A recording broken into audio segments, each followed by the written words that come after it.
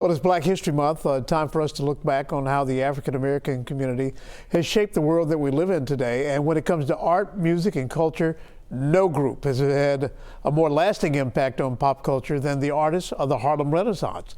And here to talk about an exhibit that follows the work of these turn-of-the-century visionaries is Lex Nicole and G. Horton. And Lex, G, thanks to both of you for joining us this morning. Now, the Harlem Renaissance is the really explosive output of cultural, social, and artistic work by African Americans in the early 20th century. And it followed that great migration of blacks from the South to the North.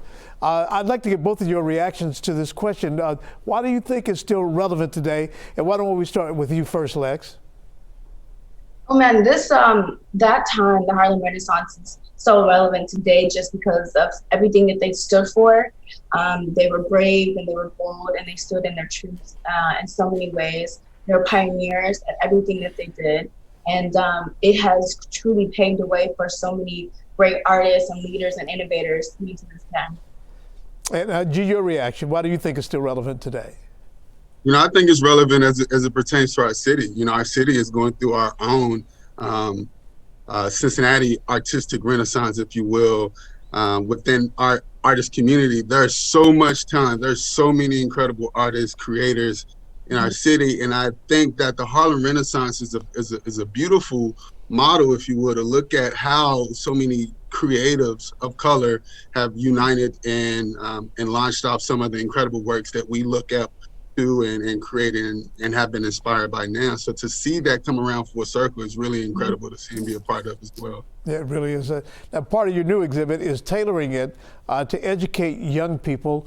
Why is it important to make sure they're in the loop on this? We'll start with you, Lex.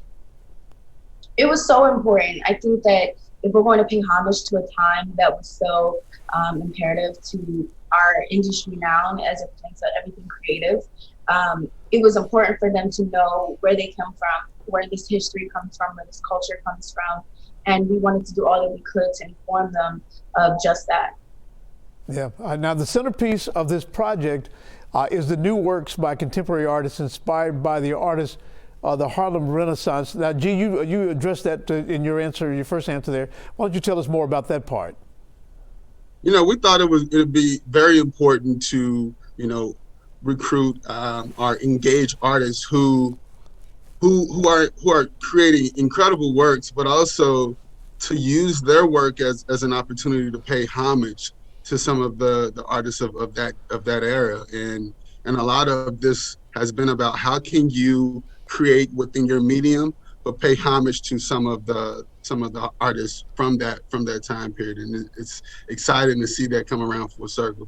Yeah, I recognize a couple of the names of the artists who are participating. Are they local? There's most of them are local. There's one artist specifically by the name of Ike Slimster who's coming from New York City, so we're excited to be able to have someone come and be a part of our own personal renaissance here in Cincinnati. But most of them are local, and most of them are incredibly talented. Okay. What's the best way for people to see this exhibit, G? So the exhibit, it opens this Saturday, February 27th at the Kennedy Heights Center. You can actually go on the Kennedy Heights website to get more information. The show will be up for a month or so, and it's a great opportunity for the community to see it in full action. Yep, and there are also some, want to note that there are also some free virtual performances from jazz to dance, and we'll link to your website, renaissanceincincy.org, so that our viewers can see more about that. But in the meantime, Lex, G, thank you both for talking to us about the Harlem Renaissance and your new exhibit. Thank you.